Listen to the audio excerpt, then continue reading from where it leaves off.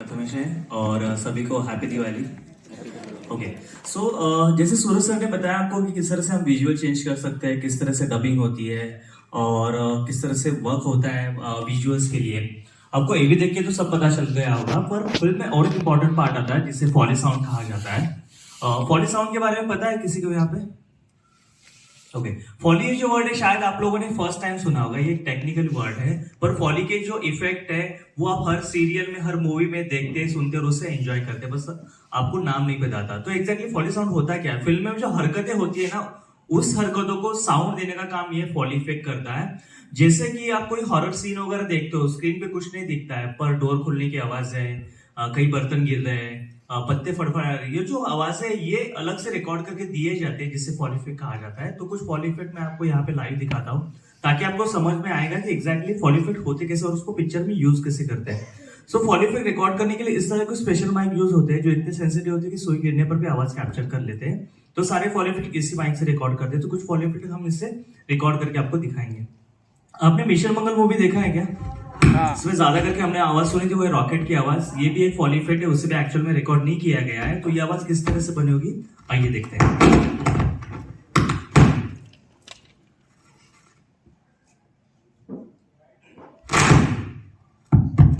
Okay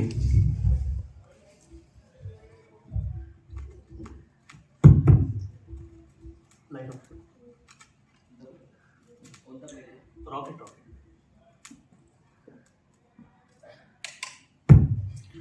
okay ये जो video देख रहे हो ना, इसे आवाज नहीं है, आवाज हम इस माइक से देंगे जिसे फॉल इफेक्ट कहा जाता है। तो किस तरह से फॉल इफेक्ट होगा, प्ले।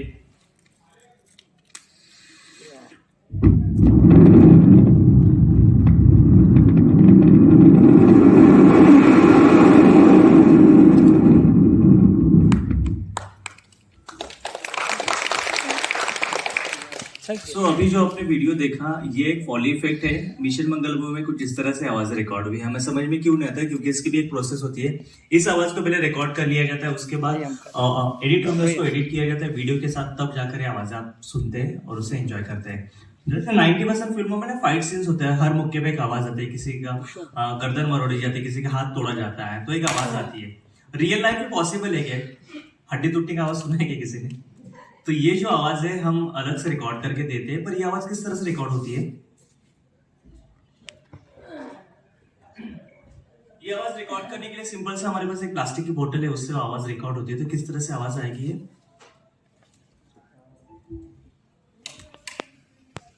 प्ले।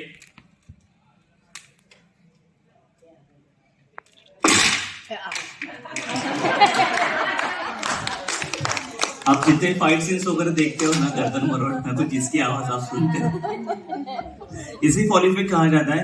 जैसे आप कोई जलती हुई या लकड़ी वगैरह देखते हो आप स्क्रीन पे, तो उसका भी एक आवाज आता है हमें। तो ये जो आवाज है हम माइक लगा के रिकॉर्ड नहीं कर सकते, तो माइक जल जाएगा या खराब हो जाएगा। तो ये आवाज किस तरह से हम रिकॉर्ड करते हैं, किस तरह से आवाज बनाते हैं? ये आवाज बनाने के लिए सिंपल से हमारे पास एक प्लास्टिक की टुकड़ा है, उससे हम आवाज बनाते हैं। तो किस तरह से इफेक्ट आएगा ये फॉल इफेक्ट? प्ले।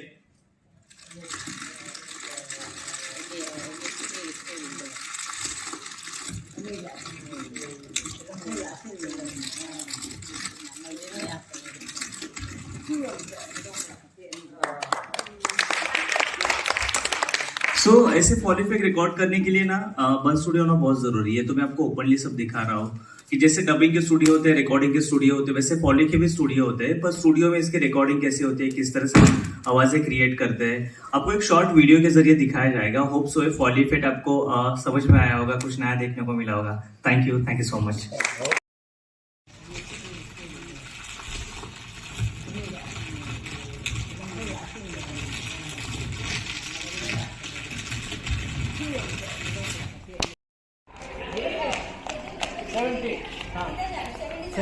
हाँ इन लोगों को, मेरे को तो काम है।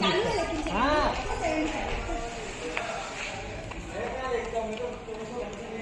बाहुबली का लग रहा है। किसी पाकिस्तानी लेक में नहीं, क्रोमा स्टूडियो में ही करते हैं। तानाजी फिल्म देखी होगी, कोंडाना फोर्ट के लिए बैटल हुआ था मराठा और मुगल्स का, उस पे बेस वो फिल्म थी। कोंडाणा फोर्ट सिंहगड नाम से जाना जाता है, स्टेट ऑफ महाराष्ट्र में पुणे सिटी में है वो। इसका सेट विष्णु मैदान में लगाया था, लेकिन फिल्म की शूटिंग की गई थी प्राइम फोकस स्टूडियो में। MS धोनी फिल्म में 14 साल की यंग सुशांत सिंह ये लड़का था। रांझना फिल्म में सोनम कपूर और धनुष को इसी टेक्निक से टीनेज दिखाया गया था। दंगल में क्राउड में आमिर खान असल में थे भी नहीं। एक्शन सीक्वेंस की बात करें तो साहो का पूरा एक्शन विजुअल इफेक्ट और CGI ग्राफिक्स से ही बनाया गया था। इंडिया की पहली बिग बजट VFX फिल्म थी। इसमें जो श्रद्धा कपूर का डमी हेलीकॉप्टर देख पा रहे हो, जहां ऊपर लाइट्स हैंगिंग पे है, वहां वो हेली हैंगिंग पे था। और श्रद्धा कहीं समंदर पे नहीं, मैं खड़ा हूं वहां पे गद्दे पे गिरी थी।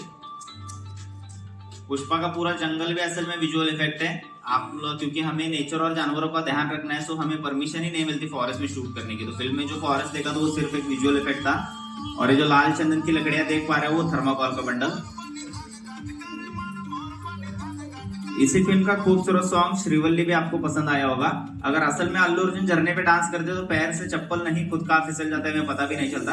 डांस भी क्रोमा पे हुआ है, झरने का विजुअल बाद में अलग से ऐड किया था।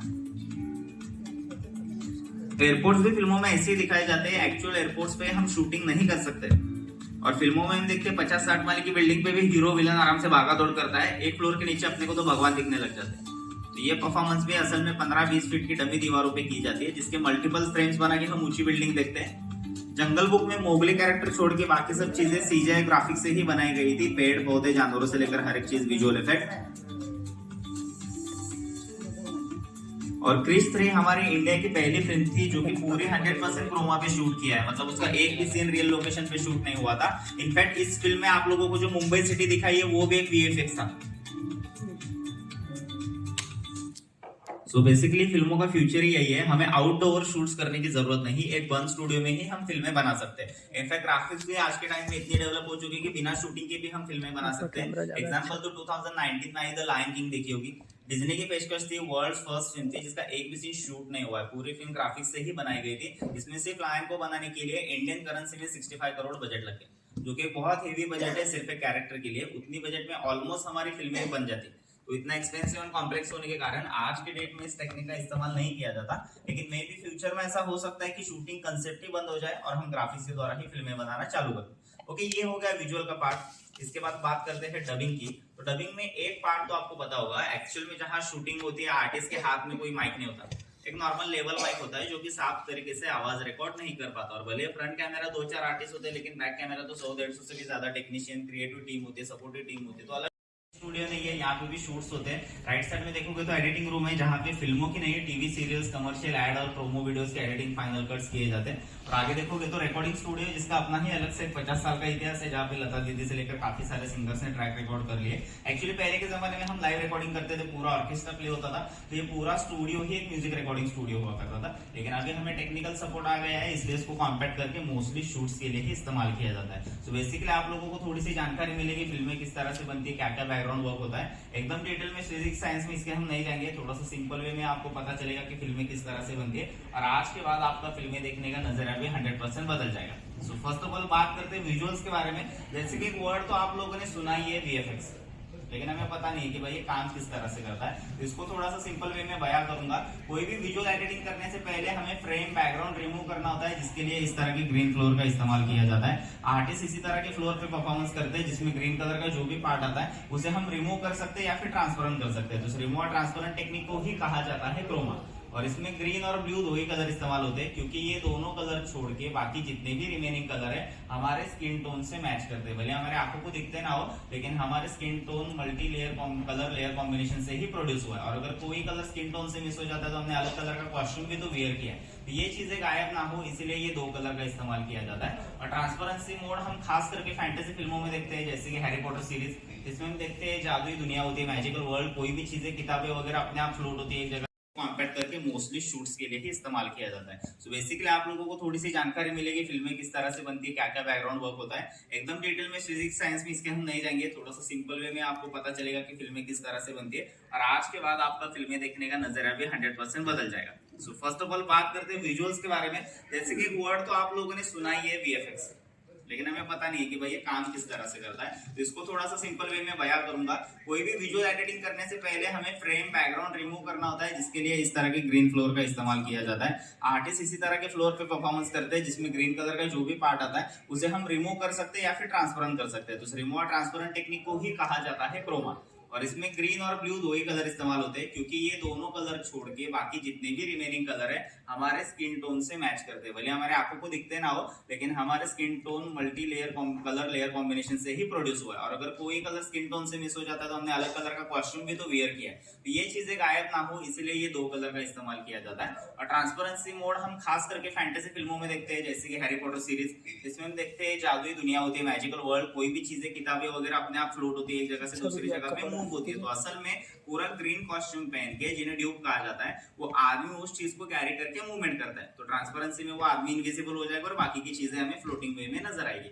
इसका इन्वेंशन 1898 में हुआ था और पहली बार फिल्मों में इस्तेमाल 1903 में किया था। द ग्रेट ट्रेन रॉबरी करके फिल्म आई थी। और आजकल की तो लगभग सभी फिल्में हम इसी तरह से शूट करते हैं। इंडियन फिल्मों की भी बात करें तो एक्शन सीक्वेंस तो हर फिल्म के आज के डेट में हम इसी तरह से शूट करते हैं, क्योंकि पहले के जमाने में लाइव एक्शन शूट होता था तो बहुत सारे खतरा होता था, बहुत सारे इंसिडेंट्स हो चुके हैं। जैसे कि मदर इंडिया करके फिल्म आई थी नरगिस जी की, जिनमें आग के सीन में वो एक्चुअल में जलते जलते बच गए थे।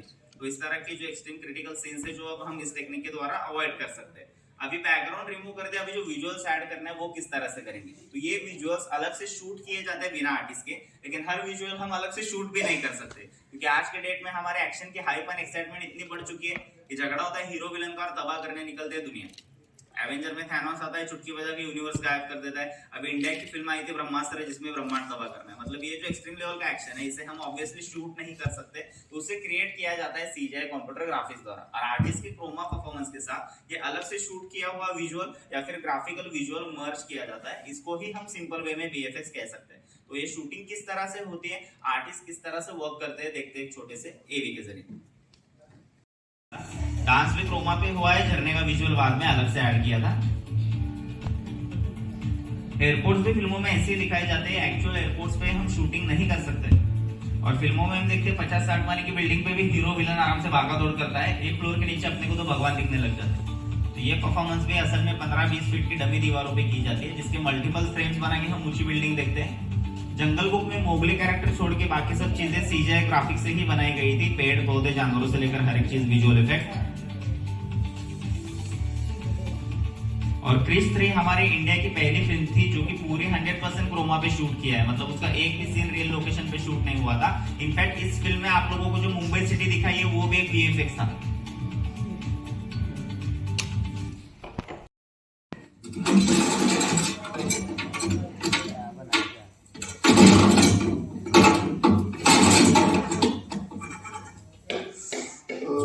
हाँ जोरदार लगा है, लेकिन उतना जोरदार लग नहीं सकता, लेकिन हमको साउंड में देना होता है। ओके, तो जैसे कि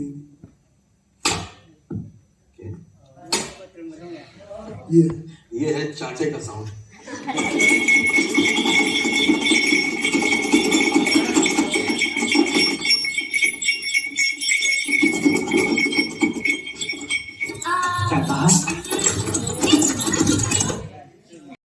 प्रॉपर्टी डैमेज की है, उसके रिगार्डिंग आपको लाया गया है। मतलब आप यहाँ पे हो लेकिन विजुअल में दिखने वाले हो जेल के अंदर हो। ओके, तो ऑलरेडी जेल में हो ऐसा कंसिडर कर लेना। और क्या करना है आप लोगों को कि एक दूसरे के ऊपर इल्जाम डालना, बहस करने 20 सेकंड तक नॉन स्टॉप कि हमने कुछ नहीं कहा। एक काम करते हैं, आप तीनों का एक ग्रुप, आप तीनों का एक ग्रुप। ओके, तो आप लोग इन पे इल्जाम डालो, हमने कुछ नहीं किया, जो भी किया इन्होंने किया है, इन तीनों ने किया है, हमें छोड़ दो। हम तो यहाँ पे घूमने आए थे, टिकट लेके आए, हम बस देख रहे थे, फोटो खींच रहे थे, रील बना रहे थे, इन्होंने ही डैमेज किया। अगर कुछ याद नहीं आता तो खाली एक डायलॉग रिपीट कर सकते हो कि हमने कुछ नहीं किया, जो भी किया आप लोगों ने। तो आप क्या करो, इन तीनों पे इल्जाम डालो, आप तीनों बोलो कि अरे हम देखो सर सब इनकी मिले वगैरह है। ओके चलो ठीक है, पिक्चर यही सेम डायलॉग रिपीट करना है 20 सेकंड तक बहस करने। और आवाज लाउड रखना, क्योंकि मैं आपको कोई माइक नहीं दे रहा हूँ, आपकी आवाज कैमरा के माइक में रिकॉर्ड होनी चाहिए। और ये जो ब्लैक मार्क आप देख रहे हो ना, ये ब्लैक डॉट, इसके हिसाब से लाइन में खड़े हो जाइए। थोड़ा आगे आगे, ओके, हाँ यहाँ पे थोड़ा आप आगे एक स्टेप, हाँ ओके, आगे स्लो कर रही है, हाँ आप बढ़ जाइए। ओके, थोड़ा सा राइट और थोड़ा सा कर पाओगे, छोटा सा 20 सेकंड के करना है। रुमन ने आपको कहीं बताता हूँ क्या है, एक्ट क्या है रुमन बताता हम कहीं हूँ। आप में से किसी ने तो यहाँ पे बॉलीवुड पार्क की प्रॉपर्टी डैमेज की है, उसके रिगार्डिंग आपको लाया गया है। मतलब आप यहाँ पे हो लेकिन विजुअल में दिखने वाले हो जेल के अंदर हो। ओके, तो ऑलरेडी जेल में हो ऐसा कंसिडर कर लेना। और क्या करना है आप लोगों को कि एक दूसरे के ऊपर इल्जाम डालना, बहस करने 20 सेकंड तक नॉन स्टॉप कि हमने कुछ नहीं कहा। एक काम करते हैं, आप तीनों का एक ग्रुप, आप तीनों का एक ग्रुप। ओके, तो आप लोग इन पे इल्जाम डालो, हमने कुछ नहीं किया, जो भी किया इन्होंने किया है, इन तीनों ने किया है, हमें छोड़ दो। हम तो यहाँ पे घूमने आए थे, टिकट लेके आए, हम बस देख रहे थे, फोटो खींच रहे थे, रील बना रहे थे, इन्होंने ही डैमेज किया। अगर कुछ याद नहीं आता तो खाली एक डायलॉग रिपीट कर सकते हो कि हमने कुछ नहीं किया, जो भी किया आप लोगों ने। तो आप क्या करो, इन तीनों पे इल्जाम डालो, आप तीनों बोलो कि अरे हम बेकसूर है, सब इनकी ही मिले वगैरह। ओके, चलो ठीक है, पिक्चर बना। यही सेम डायलॉग रिपीट करना है 20 सेकंड तक बहस करनी है। और आवाज लाउड रखना, क्योंकि मैं आपको कोई माइक नहीं दे रहा हूँ, आपकी आवाज कैमरा के माइक में रिकॉर्ड होनी चाहिए। और ये जो ब्लैक मार्क आप देख रहे हो ना, ये ब्लैक डॉट, इसके हिसाब से लाइन में खड़े हो जाइए। थोड़ा आगे आगे, ओके, हाँ यहाँ पे थोड़ा आप आगे आइए, एक स्टेप, हाँ ओके, आगे आइए, सर हाँ आप बैठ जाइए। ओके, थोड़ा सा राइट और थोड़ा सा, ओके। ये आपकी फ्रेम सेट है, यहाँ से आपको ओके, रेडी? हाँ, आप लोगों को इन पे, ये आप लोगों को रेडी? Roll camera, action.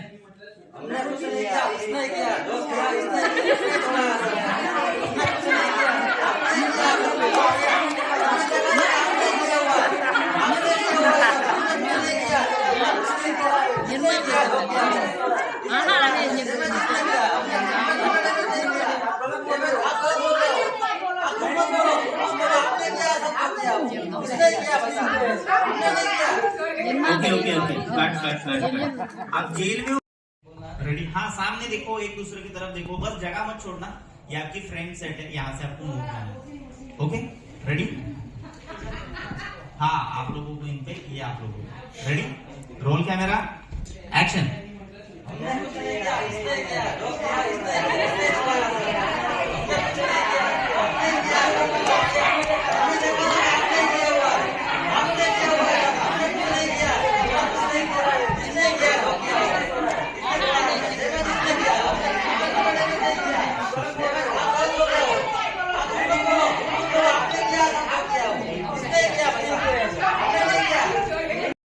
हमारे साथ क्या होता है, ओके? तो पहले के जमाने में आप जहाँ पे बैठे हो ना, उसी तरह से अलग अलग सीटिंग अरेंजमेंट होती थी। जैसे कि मैंने कहा कि स्टूडियो का भी 50 साल का म्यूजिकल हिस्ट्री है। तो आप जहाँ पे बैठे हो उसी जगह पे पूरे के पूरे 100-150 इंस्ट्रूमेंट टीम फैल के बैठती थी, अपना अपना इंस्ट्रूमेंट लेके। String section, brass section, rhythm, percussion, vocal, front vocal, back vocal, और सामने प्लेबैक सिंगर कंसिडर कर लीजिए, लता दीदी हो गए, किशोरदा हो गए, राइट? और म्यूजिक डायरेक्टर होंगे आर.डी. बर्मन सर, जो कि रिकॉर्डिस्ट के साथ, साउंड रिकॉर्डिंग इंजीनियर के साथ अंदर स्टूडियो में होंगे, राइट?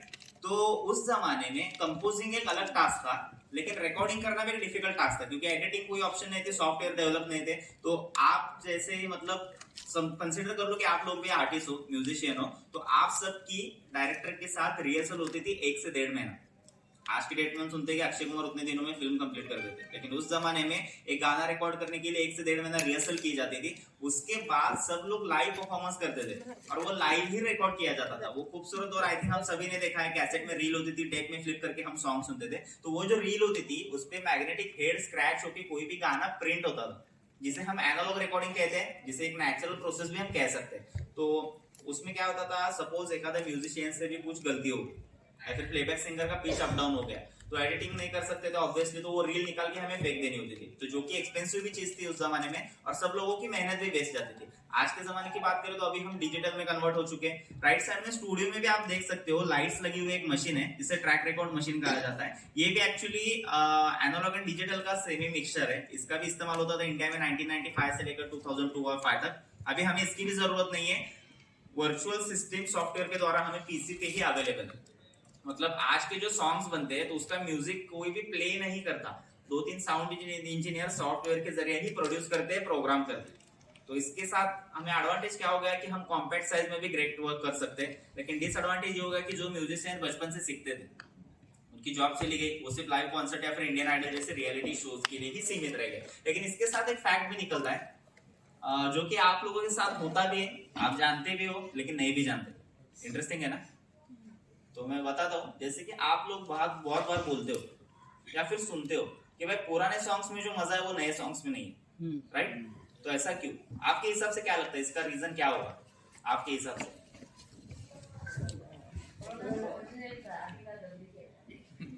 नहीं, आज का वो ओरिजिनल है, रीमेक बहुत होते हैं लेकिन डुप्लीकेट नहीं कह सकते। और कुछ पहले जो आवाजें नेचुरल तरीके से निकाली जाती थी, आजकल डमी करके निकाली जाती है। पहले नेचुरल किया जाता था, अभी प्रोग्राम। ओके, तो मैं बता देता हूँ, एक एग्जांपल के जरिए बता दो तो आपको मतलब आसानी से समझ में आएगा। एप्पल प्रोडक्ट आप सभी को पता है, Apple devices, iPhone, iMac, AirPod, smart watch, Mac Studio. तो एप्पल का एक इकोसिस्टम क्या है, वो अपने डिवाइस के साथ एकदम फ्लुएंटली आसानी से कनेक्ट हो जाता है, राइट? लेकिन अगर उसको दूसरे ऑपरेटिंग से कनेक्ट होना होगा, जैसे कि एंड्रॉइड हो गया, विंडोज हो गया, लिनक्स हो गया, तो कनेक्ट हो पाता है क्या?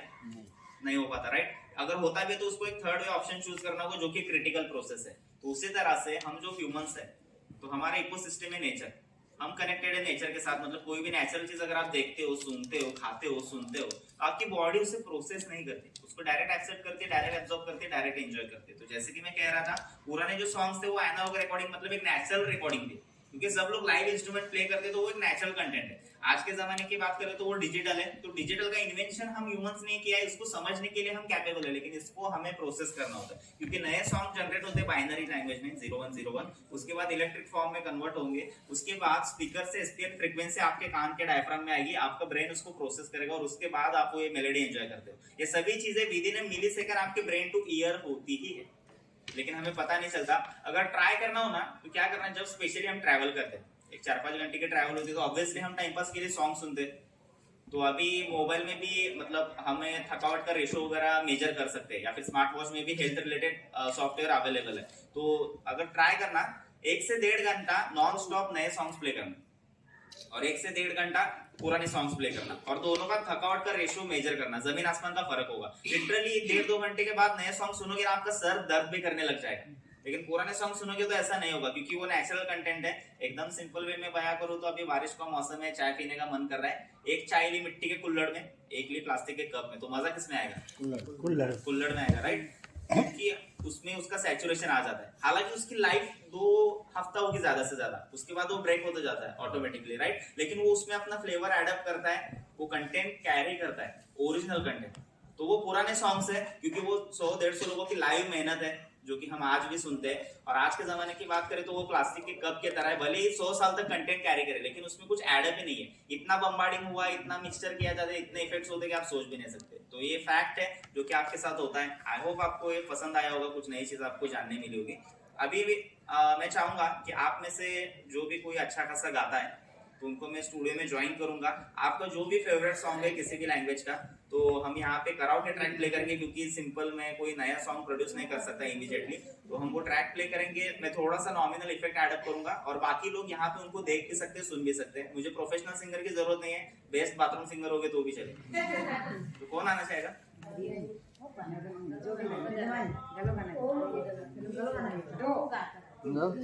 गरबो गाय कारण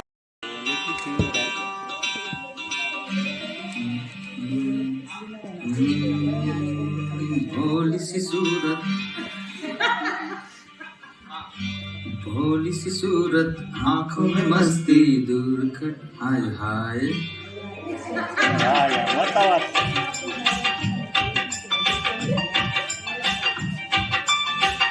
अरे भोली सी सूरत, आंखों में मस्ती, दूर खड़ी शर्माए, हाय हाय।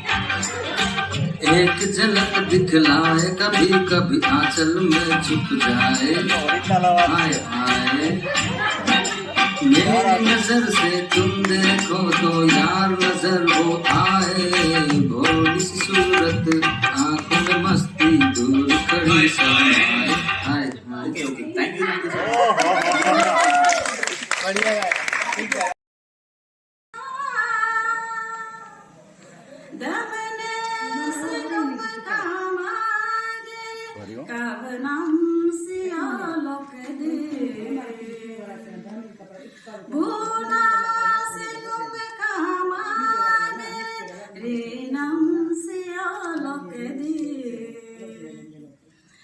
Se la gagne minna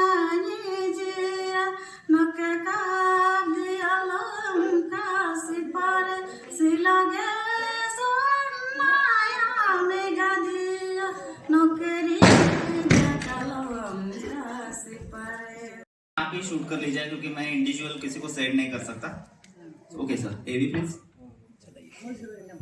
shoot कर दे।